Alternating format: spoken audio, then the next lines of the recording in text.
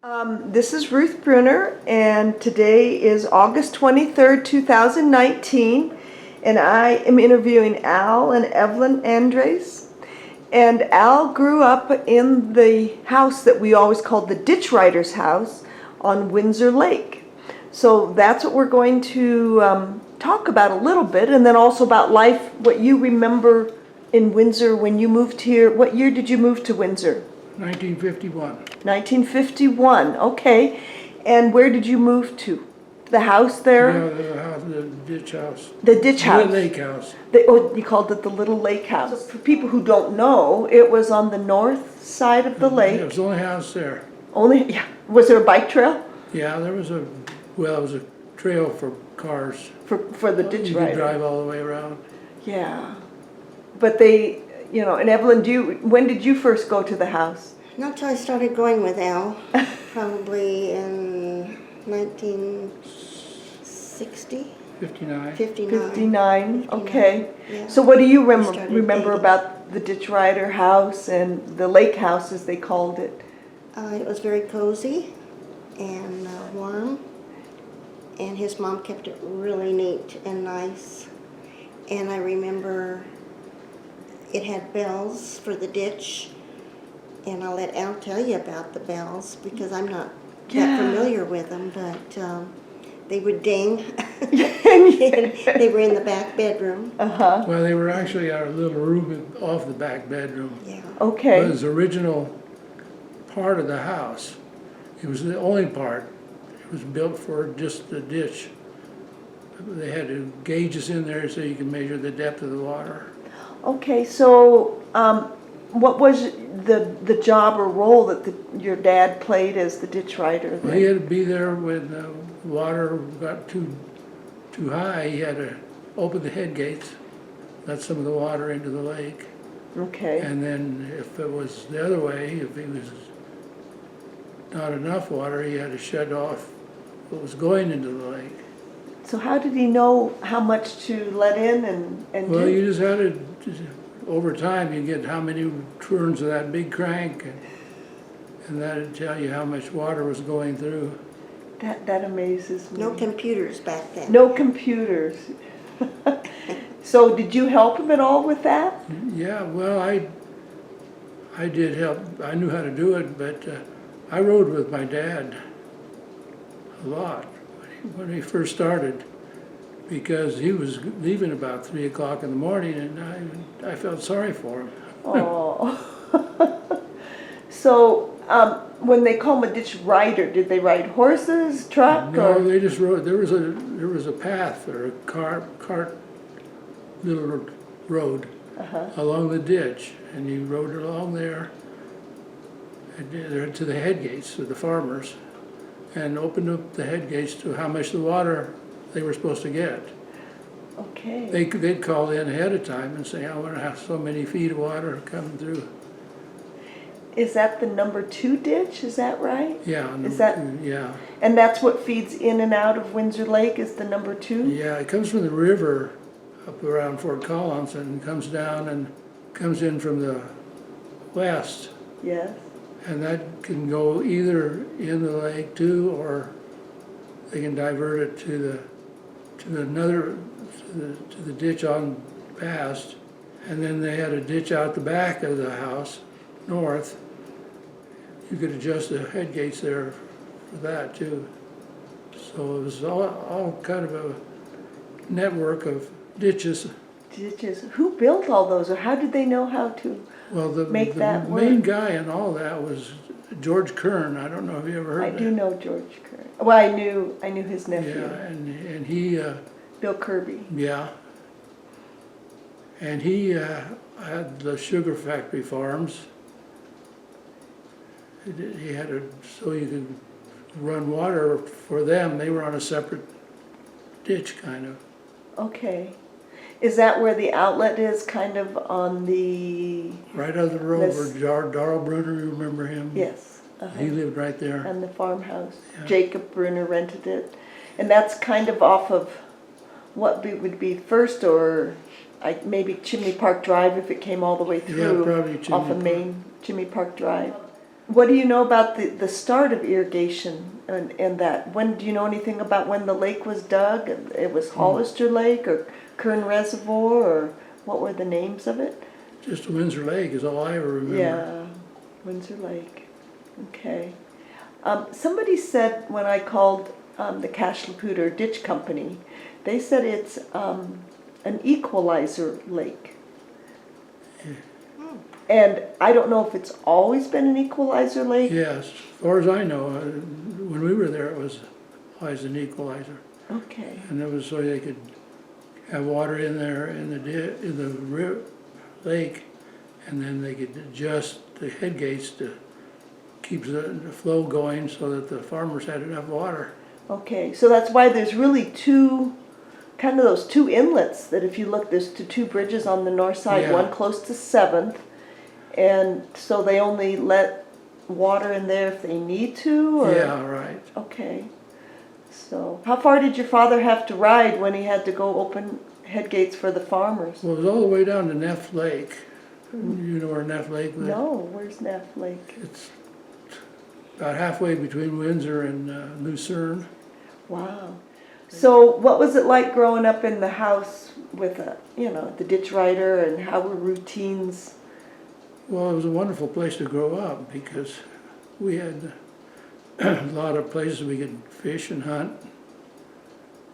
And we enjoyed that part, but it was just like any other place. We had our jobs and we knew how to do the head gates if parents were gone for a little while. Oh, so they left you in charge. How old were you when you could do that on your own? Oh, 13 or 14. Sure. Was managing the ditch, was that a 24/7 job in the summer? In the summertime, yes. Yeah. What was the season of the water running usually? Right about the first part of May. Okay. The water would come in and we'd have to go down with it as it went down, clean all the junk out of the ditch because the tumbleweeds would blow in there during the winter and people would throw all their cans and junk and beer bottles and whiskey bottles, and so we had to go throw all those out. And back then we'd burn a lot of the tumbleweeds.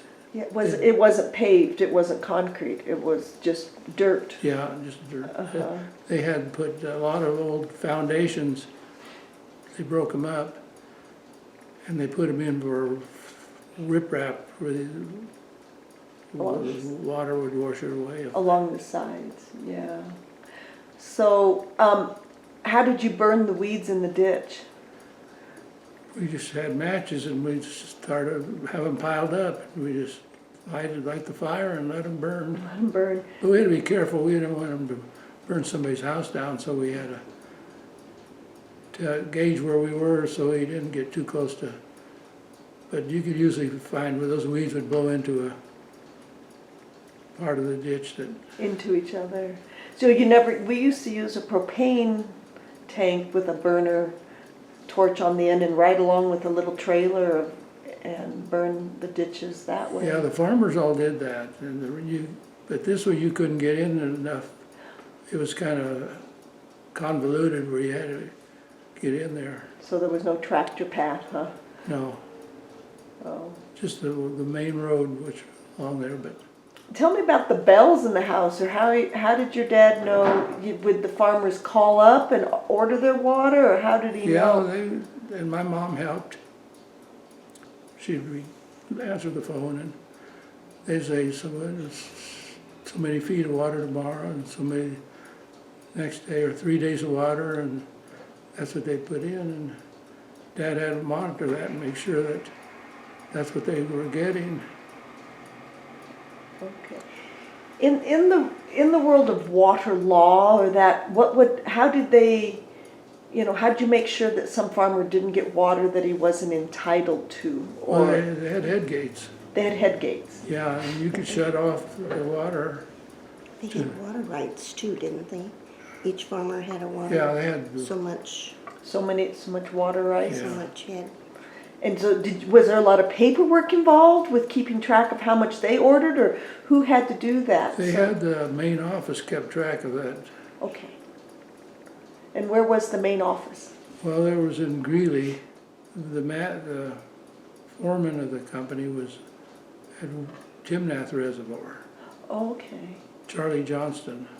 Okay. So that water from the Timnath Reservoir would come down the Poudre to the Timnath Reservoir, and then Sometimes they'd buy water from different places, and then you'd get it from the Timnath Reservoir, and it would get into the ditch that went into the Windsor. So, what did your father do before he became the ditch rider He was a farmer over Greeley. in Greeley? Mhm. Which did you like better, being a farmer's son or a ditch rider's son? Oh, I liked being at Windsor. That was a lot nicer over there.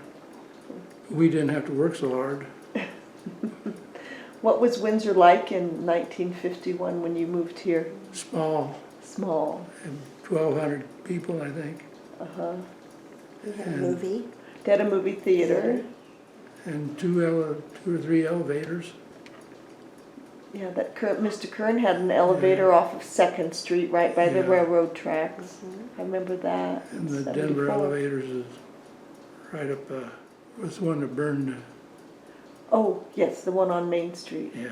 Okay. So, how did you meet Evelyn? Her brother was in my grade. Oh, I don't know, he just told us who she was. He was driving around and I thought, oh. So I'd wave every once in a while to him, and he called me up and asked me for a date, and went together ever since. so you went to Windsor High School too, Yes, Evelyn? Yes, I did. Did you go to the old one with that had the That's pit? the middle school now. Yeah, well, they've closed off a lot of that portion Yeah. of it. That's what Curtis was telling us. Did you go to the old junior high before it Yeah, burnt down? yeah. I started the 8th grade in Windsor. We moved in the middle of the year, January or February of '51. So we were going to College High over in Greeley. Uh-huh. So we drove, my brother was old enough to drive, so we drove to school over there for the first 4 or 5 months till school was out. Okay, finish up. So Evelyn, did you grow up in Windsor? My dad had a farm just 5.5 miles south west of Windsor. What's located there now? Schwam's bought the farm and they still live there. And Randy Schwam? Yeah. Okay, kind And of up on we Highway. had a dairy farm, but I don't think he has any cattle there now. But it's just down, you know, where they have the new little college, just to the west of that. County Road 15 and Highway 34, but a little bit, not right on. Were you on Highway 34 or No, You were a we little bit. off 34 about, what would you say, honey, about a half a mile? Not quite that much. Not quite that much. So, did you go to the Oklahoma school up there? I did. Oh, Through 1st and 2nd grade. Then they consolidated, and then I came in and went to Park School okay. when I was in 3rd grade. So, what became of Oklahoma school? I mean, did they close it when you moved in and started going to Park School? Yes, they closed it, and my dad rented the little cottage there, teacher's cottage, and when my brother got married, they lived there. And then we, you know, the school, I think, was rented. Well, we used it as the Oklahoma school area had potlucks and little Lots. carnival. Yeah, and, it was quite a district up there. Did you Yeah. know Jane Smith? oh, yes. They Because just lived on the hill from us a little ways. She taught school. she taught school up there. Because I know that she taught at Park School, and she came and said that her father-in-law had a bunch of brothers, and that he would marry them all off to the school teachers that he hired at Oklahoma schools. So, is that a true story, or? I don't know. I don't know. I don't remember, But- you know, that. But So, what do you remember about going to a kind of a one-room or two-room It schoolhouse? was 2 rooms, and there were, I've got a picture of the school kids that, I don't know if you knew the Gephardts. Did you know Yes. the Gephardts? Mhm. they went there, and I have a picture of all of us out on the front step. I ought to try to find that for you. That'd be I fun. could scan it in and have Tony or send it to you. Yeah. But it was small, you know. In the winter, we had no bathroom. It was all outside, and in the wintertime, I remember that being very cold. It was quite a long walk, too. Uh-huh. But we had a lot of fun. We were close-knit. How many students were in your classes? Well, I think there were only probably about 15 of us that went there. Okay. And it was, we didn't have kindergarten. It was first through 6th grade. And when they before, when my brothers and sisters finished 6th grade, they had to go to Johnstown Okay. at that time. But then when they consolidated, then they came to Windsor. All right. So, what were the potlucks and the socials like that they held up it there? was fun. We had pie socials and where you would, they would auction box lunches off, well, suppers, I guess you'd call them, because it was in the evening.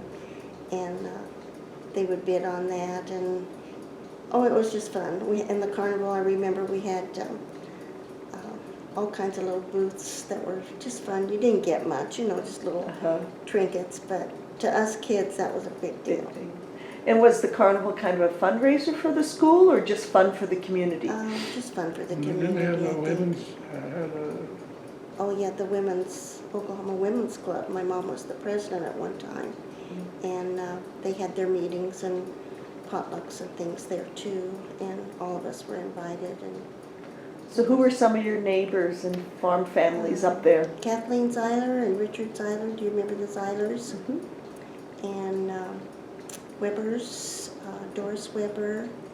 And then, of course, the Smiths and Ted Lind. And Bill and Ted. They just lived down the road from us. And Starkeys, they kind of moved away though, and I don't remember where they went.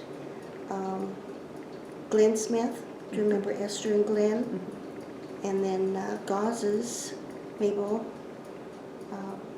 can't remember her first name, I don't think it was Mabel Bates.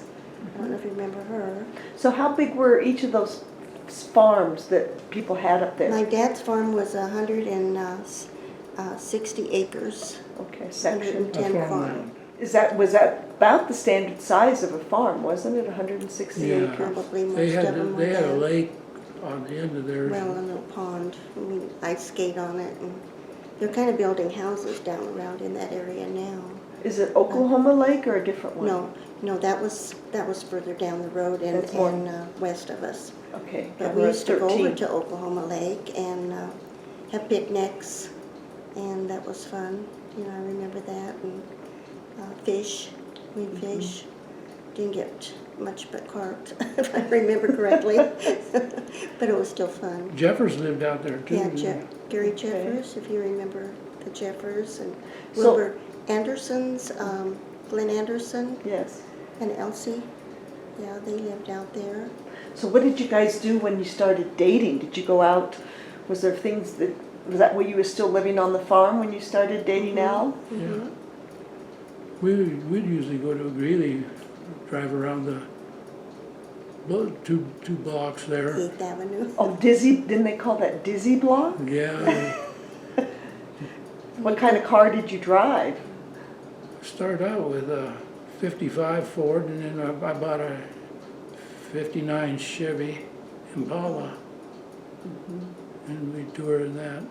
My dad kind of got together with a bunch of the Windsor people and farmers, and they started the first volunteer fire department. Oh, where was it? The one that's in Windsor or the one that's up in Oklahoma Windsor. Hill?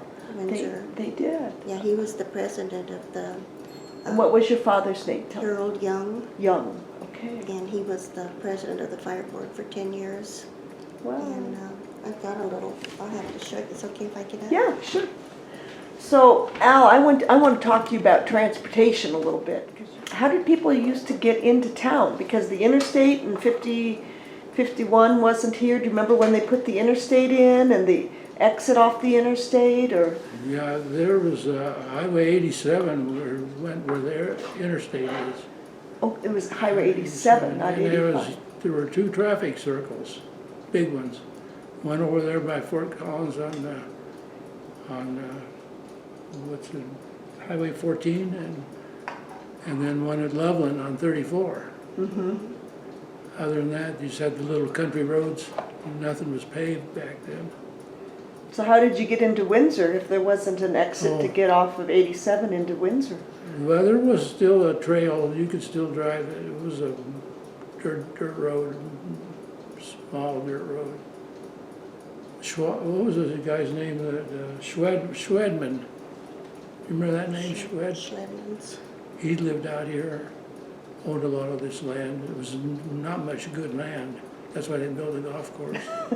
Is that where the silo is? Was Yeah. that on his farm? Oh, the one down at Ptarmigan to the north by the, what hole is that on Ptarmigan? 15. Hole 15. There's a silo, okay. Yeah, and you can kind of see that from the Poudre River Trail too. Yeah.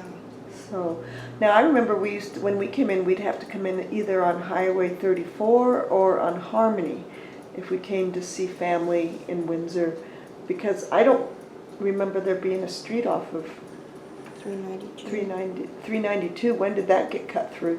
When did that become a highway? Well, when I was still working at Woodward, they put it in then, but they made it a nice road. It was just a trail Just a for trail. that. And what year did they change it from a trail to a road? Well, whenever they were putting in I-25, it was all part of that road work. Were you working at Woodward Governor then? Yeah, we used to drive up to 14 and in, Uh-huh. and then later on, when I was after a year or two after I started working, they had enough road out here on 392. It wasn't called 392 though. Okay. It was just a dirt road. That's interesting. Show us your picture, Evelyn. Well, they gave Daddy this as when he retired. Because my dad smoked at that time. He quit shortly after that, but. Oh, let me see if I it's can got get it right. Tom Maury and Oh, the fireboard. his dad. Those are the people that were on the fireboard. I may just have to get a snap picture of it. So that's quite a tribute though, huh? And Curtis has his badge and his gavel. I gave Okay. those to Curtis. Uh-huh. Your son Curtis. Yeah. So let's talk about your family. You were married in what year? 61 61, and you have Curtis and Cheryl. and Cheryl, and Curtis teaches Well, he's the IT man now. IT, but he taught math in Windsor at middle school. Well, he taught for a while out at when the new Severance. That's right, yeah. He went out there. And your daughter Cheryl lives in, Gilbert, Arizona. okay. And she works for ASU. Oh, yeah. So what kinds of things did you do? Did you ever work outside of the home, Evelyn? Yes, I worked for Poudre School District. I was a secretary at an elementary school. 23 years. Wow. I was an aide too, and then went into the office, and I put 23 years in with the school district. Okay. And, So what kinds of changes have you seen in schools and education? oh gosh, we went through the new high school the other day, and the technology is just fantastic. Oh, the Severance High School. Oh yes, it's it's wonderful school. Yeah, so proud of it. I remember we had just little typewriter, and where you would scrape it off with you had to do the diddle machine and things like that. Everything's so modern now. So how about you, Al? How has the work world changed for you? You worked at Woodward Governor Yes. after high school, college, or? Yeah, I went to college for a while, but I didn't graduate. I just had a chance to go there, and they didn't push education. They said we would promote from within, and they did. So we were happy. What does Woodward Governor build and do? Controls for all different kinds of prime movers, railroad engines, airplanes, ships, elevators. so we don't shoot through the ceiling. It knows when to stop. Yeah, So what do they use to control the ditch now? Because the ditch rider's house has been torn down. it's all computer now. It's all computer. Yeah, and I don't know where the control center is. I think it's out of Lucerne, and the ditch we found where they've moved the ditch to, the automated one. I just got curious. I went exploring. Yeah, So, so how many miles was Neff Lake from Windsor Lake? Would you say about 3, 4 by the truck route or the path along the ditch? 4 or 5? probably 10. 10. Okay, that's quite a distance then. Yeah. So did they have to have these ditch houses every so many miles? Or? I don't know. That was before my time. They were already there, and Dad would meet up with the guys on the lower end, and they'd sit they had a stove in there, and if it was cold, and sit in there and talk politics and smoke. Yeah. So when did the ditch stop running in the year? Was it like what? Today's August 23rd. It was pretty well shut off by Labor Day.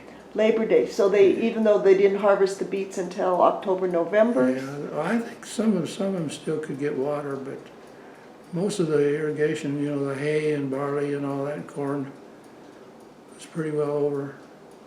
Yeah. What were the growing seasons for farmers? What was the first crop you put in and the last crop you took out? Beets was the first in and last out. Probably sugar beets. Yeah. Was there a risk in that, or was it?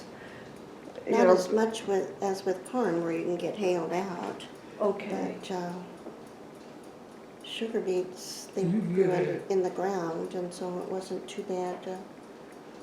But if you got a bad hailstorm, Yeah, it would set them it back. wouldn't grow beets anymore. It would grow just the tops back. And That's true. And that would affect your sugar content. Yeah. Yeah. Because we talked to Wilma Swanson, and that's what they would test for at the sugar beet factory, was the sugar content. Because you were paid not just on the weight of the sugar beet, but on the sugar content. So. Her dad was in the high 10. Yeah, several years. He took a lot of pride in his farm and his crops. And What did you get to go with him to the High 10 award banquets, or? I don't remember doing it. Yeah. I think my brothers did, but I don't remember going. I got to go one year, so that's Did you? fun. Yeah. Was it fun? Yeah, it was. It was nice. Yeah. What else do you think kids today need to know about the whole world of how we get produce and how we grow food and how we supply water? I mean, there's probably so many things we take for granted that That's true. back then you were, closer to living with the earth and the ground and the producing of food. And what advice would you give kids and even adults that watch this? I guess make sure you learn about where the food comes from, and don't spoil it. Don't spoil it. And the hard work that goes into producing it, growing it and producing it. I think, we waste so much that if we knew how hard the work was to produce it, we maybe would waste less. Did you ever grow pickles? We didn't call them cucumbers, but we always had a pickle crop. Yes. And how were those different in the pickle dock in town? Was there a pickle dock in Windsor or just one in Fort I Collins? worked there I for a worked while. at the pickle dock, Where was that at? On First, right by the railroad by track. the road that goes to the sugar factory. Okay. It was right on the, About where Buxman's lived. You Yes, know, Sue yeah. and, okay, it was about across the road, or street from them, right in there. Right in that area. Wasn't no, it? it was east. No more east. It was just right off of First. Uh-huh. Did you know There's apartments there now. Yes. Jimmy Sledauer? Yes. He lived just down the street there a little ways, and he'd come home from a baseball game, and all these guys would be out unloading the pickles, and he'd go, he'd do the Tarzan yell. So the pickles, when did you just worked at the docks, but I know when I tried to go pick them once and I appreciated the people that did that. But you got a different price for the size of the pickles. This, yeah. what were they, ABCs or 1, 2, 3s? 1, 2, 1, 2, 3. 3s. 1, 2, 3s and ones were what? The smallest. The smallest. And then 2s, and then the cucumbers were the 3. The cucumbers. Yeah. Was it different seed than what we plant nowadays? Because, for getting pickles and cucumbers? No, it was just how, when you picked them, Okay. They picked them every day, but if they missed some, they'd be bigger the next day. They grow Put them in a fast. gunny sack, and Yes. then my dad would load them up on the truck and take them into the dock, pickle dock, and get paid for them. Uh-huh. So you grew pickles, sugar beets, Corn, corn, wheat, wheat, barley, barley. hay, a lot of hay, because we had a dairy farm. Okay. Let's talk about dairy farming. How was that different than we have It ties today? you down. It ties you down. You've got to be there to milk them in the morning. And I remember the boys getting up about 4:30 in the morning, 4 o'clock, to go out.